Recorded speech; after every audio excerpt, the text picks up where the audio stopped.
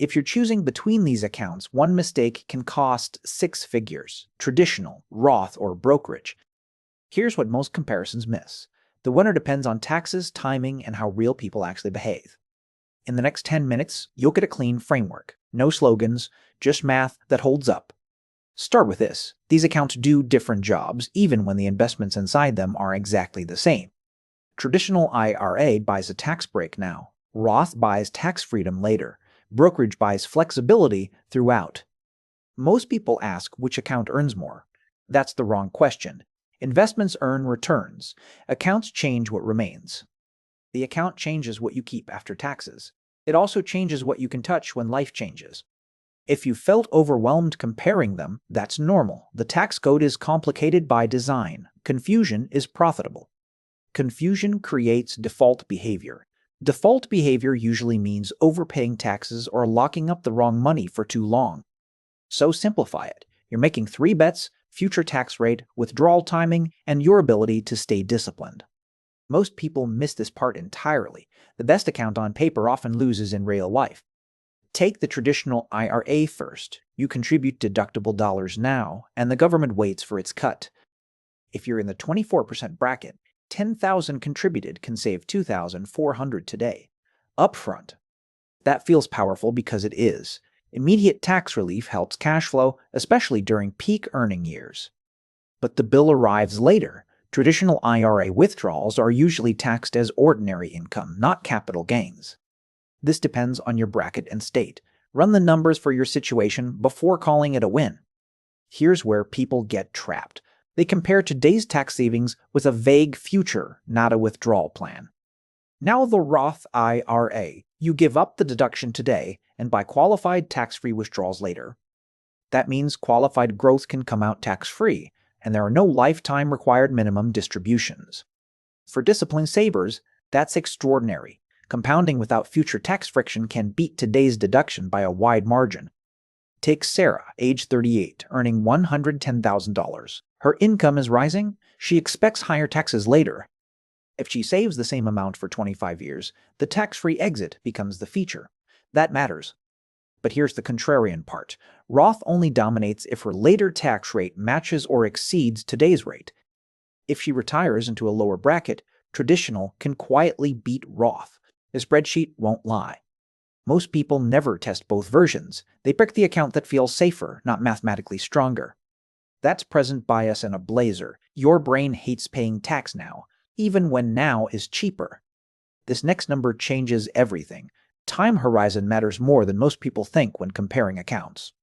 A person with 30 years ahead can let tax-free growth work. A person with 7 years cannot.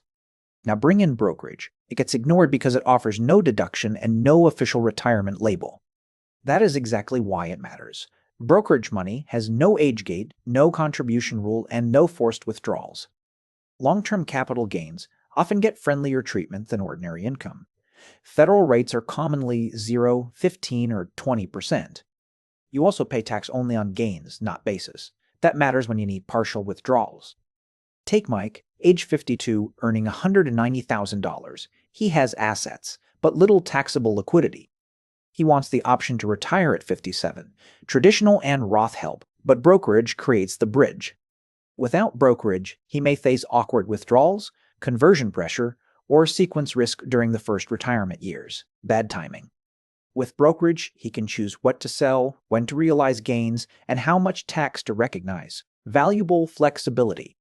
When decisions get emotional, say this: cash flow matters more than today's feeling.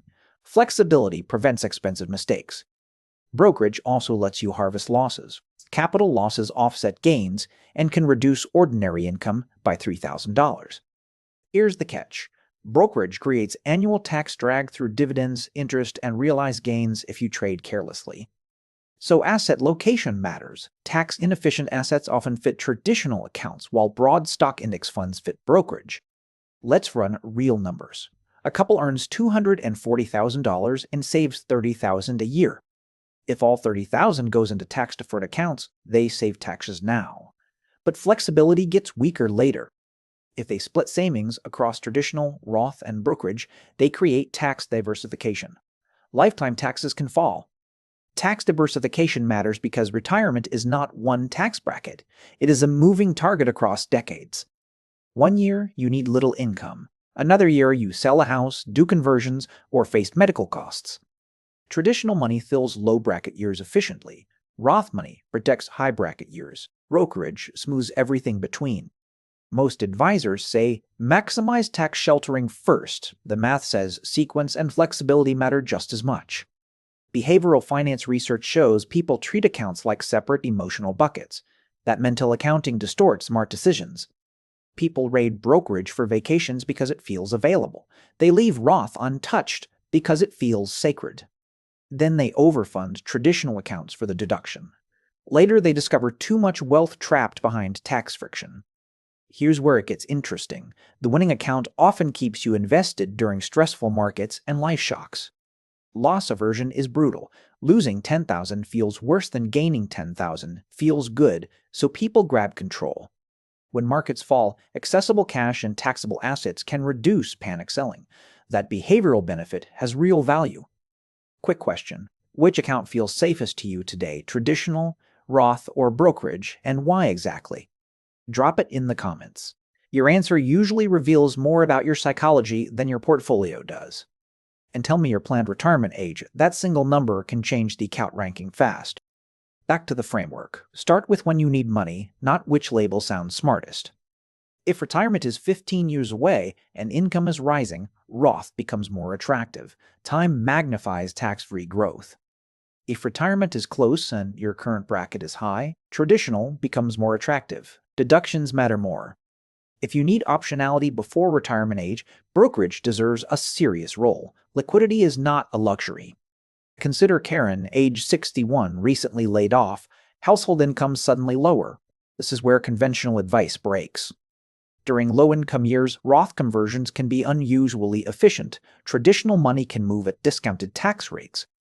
That strategy works only if you planned for it. Brokerage cash can pay living costs while conversions happen. Without taxable reserves, Karen might skip the conversion window. That can cost tens of thousands later. Latest IRS rules still punish many early retirement withdrawals with a 10% additional tax unless an exception applies. Still, that is why brokerage is not the leftover account. It is the pressure release valve. Another trap is anchoring. People hear Roth is always better, then stop thinking once it sounds premium. But a 24% tax deduction today is not a slogan. It is real money. If you invest that tax savings instead of spending it, traditional gets much stronger. Most households never do. That gap between theory and behavior decides winners. The spreadsheet assumes discipline. Real life discounts it.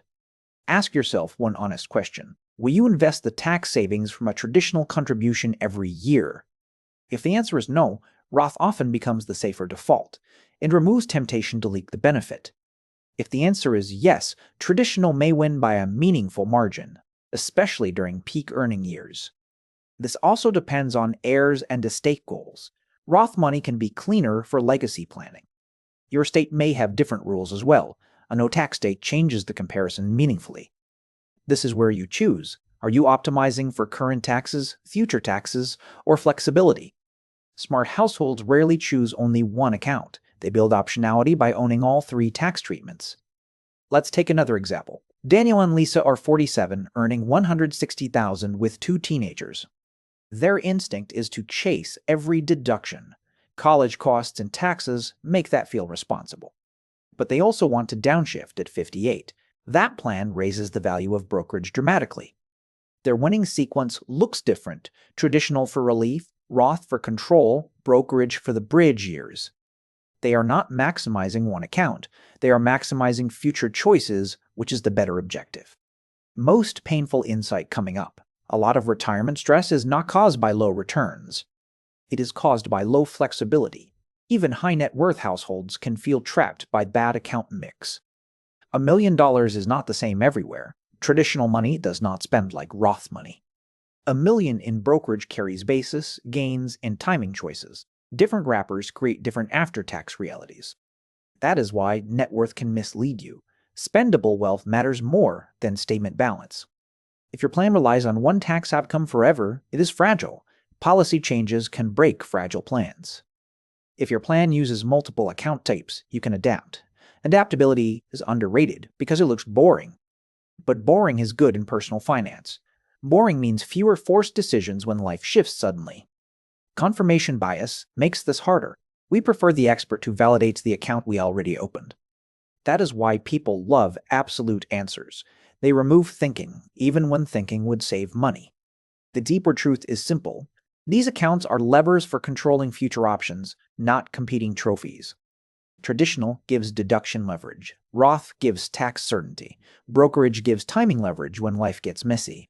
Freedom rarely comes from the highest return estimate. It comes from having more than one good move. So if you felt behind, pause there. You are not bad at money because this feels messy. The system is messy. Rules change, labels confuse people, and simplified advice gets rewarded online. Here is the practical step today. List your current bracket, expected future bracket, and likely retirement window. Then write 3 dates. When might you need money before retirement, at retirement, and late retirement?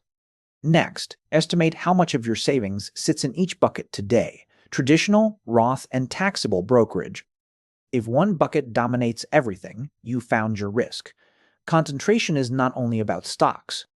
Then decide your next dollar with intention. Not every dollar needs the same destination or tax treatment. If your bracket is high now and likely lower later, traditional deserves serious consideration. Run numbers first. If your bracket is modest now and likely higher later, Roth becomes compelling.